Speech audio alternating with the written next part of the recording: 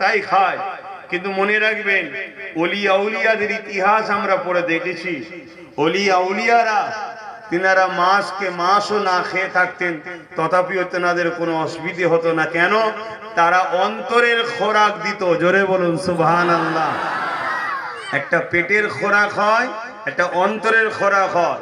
পেটের খোরাক হলেই যে যেসব খাদ্যগুলো, আর অন্তরের খোরাক হলো আল্লাহর প্রেম, নবীর প্রেম। জোরে বলুন সুবহানাল্লাহ।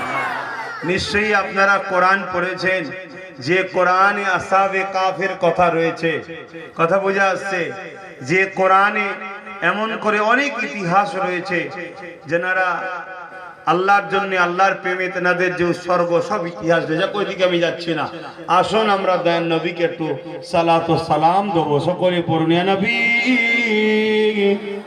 সালাম